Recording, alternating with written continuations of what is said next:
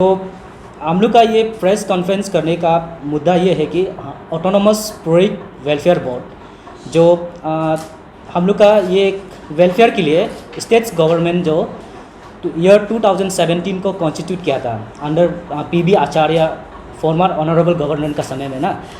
तो वहाँ पे कॉन्स्टिट्यूट कर देने के बाद में तो अभी तक देखा जाए तो 3 इयर्स में ऑलमोस्ट अभी 3 इयर्स क्रॉस हो गया। उसका टेन्यूर का हिसाब से 8 मई 2017 को गैजेटेड नोटिफिकेशन निकला था ना। तो उसका हिसाब से अभी ये करने से 2020 का 8 मई 2020 में 3 इयर्स हो गया।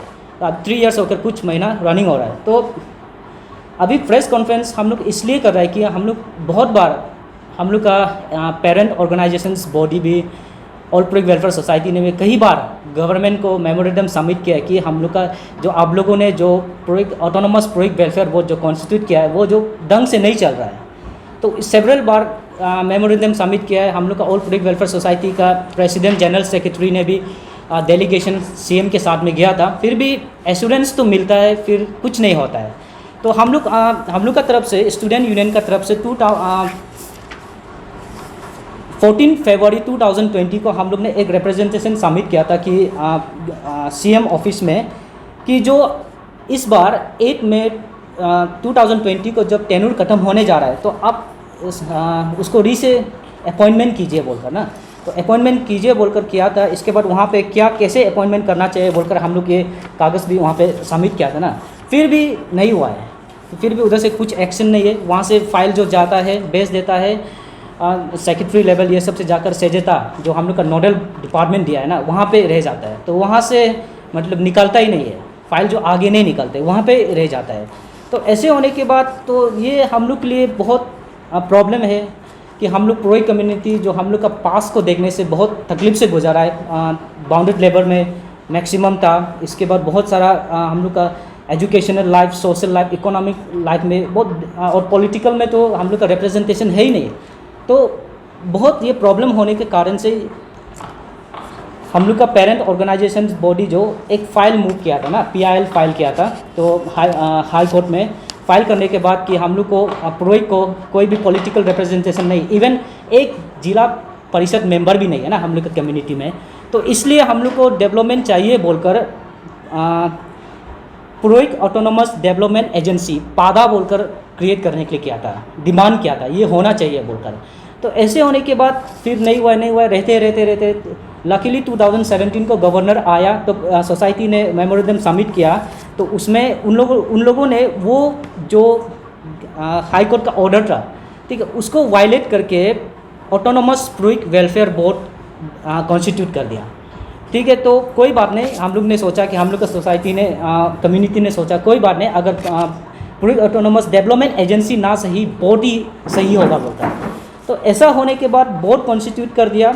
इसके बाद चेयरमैन उस हाई पावर कमेटी का रिकमेंडेशन और उसको कैबिनेट भी अप्रूवल किया था ना कि चेयरमैन को प्रोइक कम्युनिटी से होना है बोलकर, प्रोइक कम्युनिटी से होना है बोलता है, ऐसे बोला है। लेकिन अपॉइंटमेंट समय में जब उन लोगों ने नोटिफाइड किया है गेजेटेड नोटिफिकेशन में प्रिंसिपल सेक्रेटरी कोऑर्डिनेशंस को चेयरमैन बनाया है। तो इसमें भी बहुत मतलब हम लोग ने बोला कि मतलब ये नहीं होना है, हम लोग का कम्युनिटी से होगा। आप एक प्रिंसिपल सेक्रेटरी को चेयरमैन बनाता है जो ग्रास रूट लेवल प्रोइक का बारे में पता नहीं, और वो प्रिंसिपल सेक्रेटरी इतना बिजिएस्ट ऑफिसर है, ठीक है, स्टेट का बिजिएस्ट ऑफिसर है, वो कैसे प्रोइक का बारे में जानेगा, वो प्रोइक का बारे में कैसे काम करेगा बोलकर ये प्रॉब्लम हो गया था। तो ऐसे होने के बाद भी वो चलते रहा, कुछ भी नहीं बोला, ठीक है। इसके बाद उधर से प्रॉब्लम स्टार्ट हो गया, ठीक है। चेयरमैन को गवर्नमेंट जो प्रिंसिपल सेक्रेटरी को बना देने के बाद इसका प्रोइक का कुछ भी काम नहीं हुआ है। आज तक 3 साल हो गया, कुछ भी एक प्लान एंड पॉलिसी भी नहीं बनाया है। और गवर्नमेंट जो ये को नोटिफिकेशन किया प्रिंसिपल सेक्रेटरी को बनाया है, तो उसका टर्म का हिसाब से 3 साल होना चाहिए था, 3 साल होना चाहिए था। एक चेयरमैन जो एक आदमी जो ऐसे नहीं होकर गवर्नमेंट ये स्टेट गवर्नमेंट जो 3 साल में 4 बार चेयरमैन को बदला है ऑटोनोमस प्रोइक वेलफेयर बोर्ड का। अगर एक आदमी को, एक ऑफिसर को उसमें रेगुलर नहीं रहने देकर बार बार रिप्लेस बोर्ड का कर देने से तो प्रोइक का डेवलपमेंट कैसे काम होगा? तो वो एक सब बहुत बड़ा प्रॉब्लम है ना।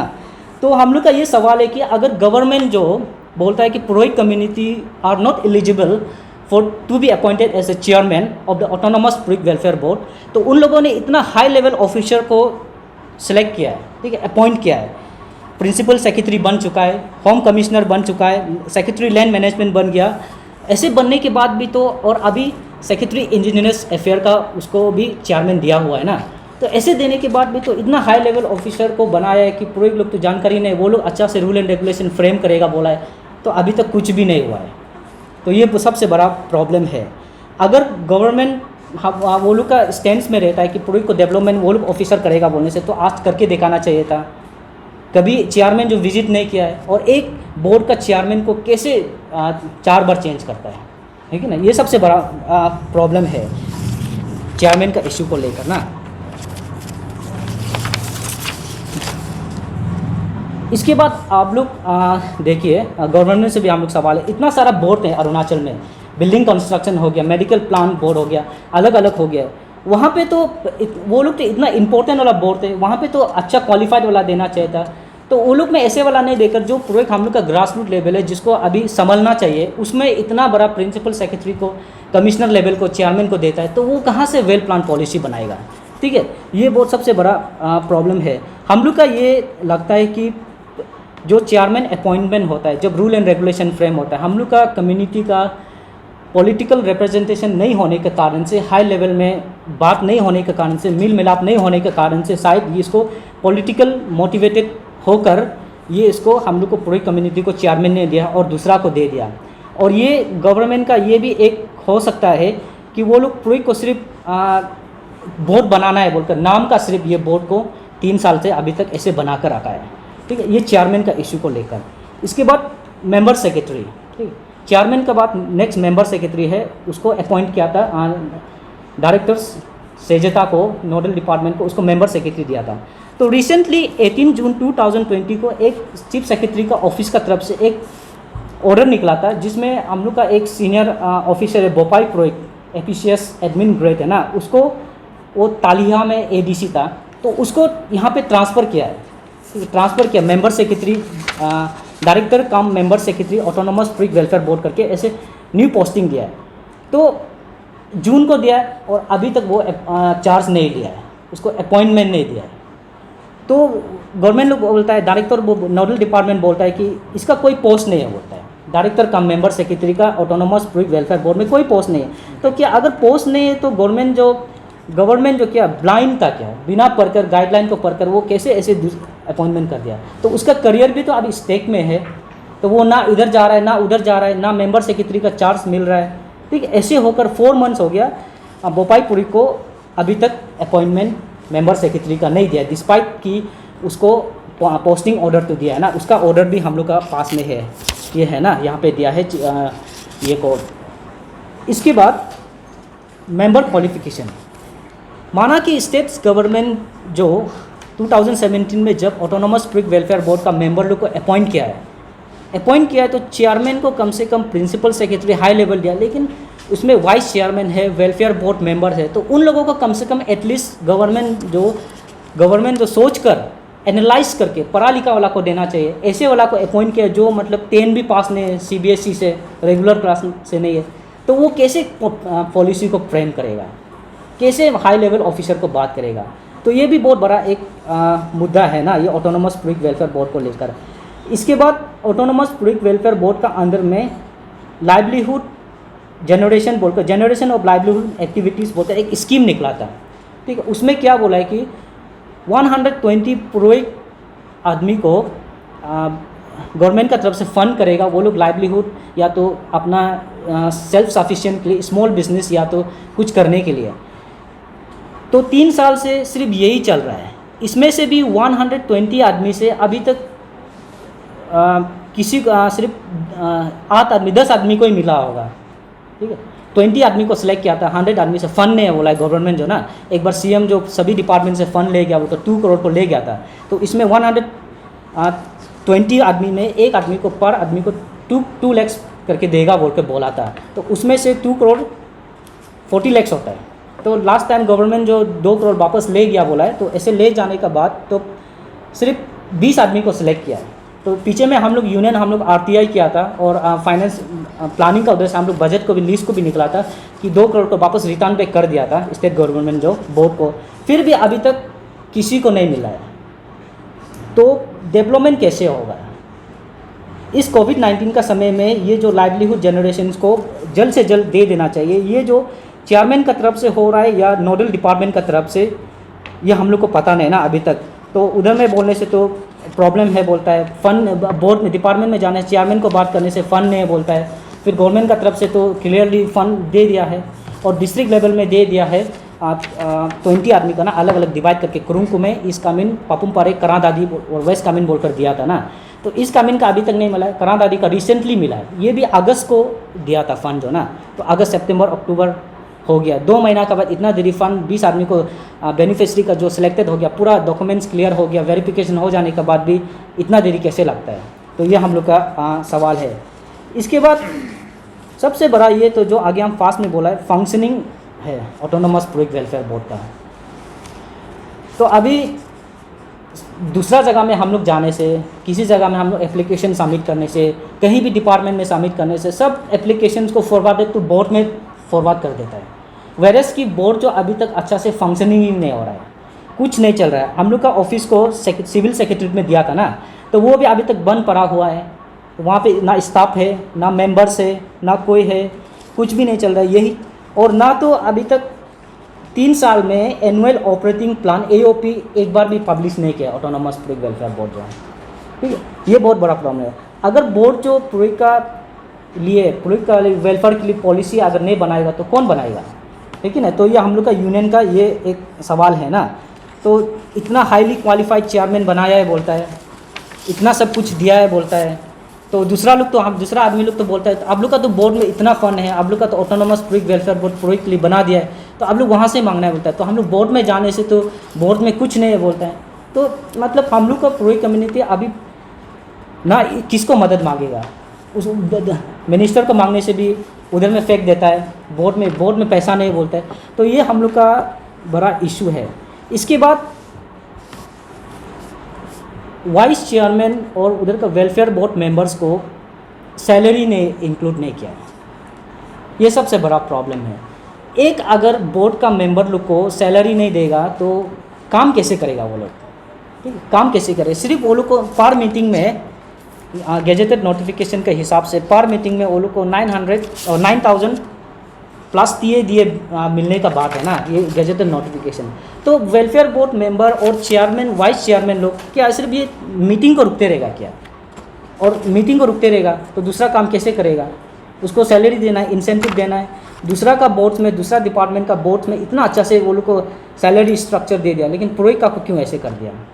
तो पुरोहित का को ऐसे क्यों कर दिया? तो पुरोहित लोग जानकारी नहीं है बोलकर, शायद कुछ नहीं जानेगा, कुछ आवाज़ नहीं उठाएगा होगा बोलकर सिर्फ ऐसे दे दिया। तो किसी को भी अगर काम करना है, डिस्ट्रिक्ट में काम करना है, बस्ती में जाना है, और वेलफेयर बोर्ड मेंबर लोग अगर बस्ती जाएगा तो आप लोग देखिए पुरोहित कम्युनिटी का बस्ती तो कोना में है, दूर में है, जो जिसमें पैदल जाना पड़ता है। ठीक है, वो जगह में बिना पैसा का 9,000 को एक मीटिंग में लेकर कैसे जाएगा? वो कैसे काम करेगा? तो इसके बाद बोलता है कि मेंबर्स लोग को भी काम नहीं किया बोलता है। तो गवर्नमेंट इसको रीस्ट्रक्चर करना है, सैलरी इंक्लूड कर देना है। अगर सैलरी नहीं होगा तो कैसे काम करेगा? दूसरा का बोर्ड का मेंबर लोग को, ऑफिसर लोग को सैलरी देगा और हम लोग का पुरोहित लोग को सैलरी नहीं देगा, तो ये कैसे डिस्क्रिमिनेशन है ना। तो इसको गवर्नमेंट नहीं करना चाहिए था। तो हम लोग का ये डिमांड है। तो हम लोग का ये डिमांड है कि जैसे कि आगे बोला है कि मेंबर लोग का, चेयरमैन, वाइस चेयरमैन, मेंबर्स लोग का टेन्योर खत्म हो गया। ठीक है, वो क्लियरली वो हम लोग का बोला वाला नहीं है कि हम लोग ज़बरदस्ती उसको चेंज कर दो बोलकर हम लोग नहीं बोल रहा है। ये गवर्नमेंट का ये है ना ऑर्डर है, ये ऑर्डर है ना। यहाँ पे 8 मई 2017 है और उधर में लिखा है कि 3 साल होना है बोलकर बोला है ना। तो 3 साल तो अभी पार हो गया, आप लोग देख सकते हैं डेट के हिसाब से। तो चेंज हो गया। तो गवर्नमेंट इसको जल्द से जल्द, हम लोग 2 बार मेमोरेंडम, एक बार ऑनरेबल गवर्नर को भी सबमिट किया है और एक बार चीफ मिनिस्टर को भी हम लोग सबमिट किया है ना।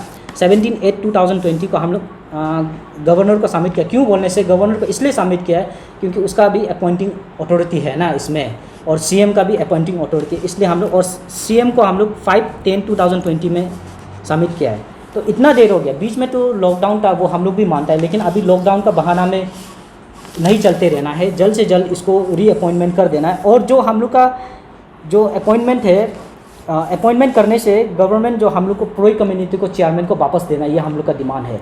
अगर प्रोई कम्युनिटी को नहीं देगा तो दूसरा को देगा, तो आप लोग दूसरा को देने वाला को तो हम लोग देख लिया 3 साल में देख लिया, 4 बार चेंज किया है, फिर भी कुछ नहीं बना है ना। तो ये होना पूरी कम्युनिटी को देना है।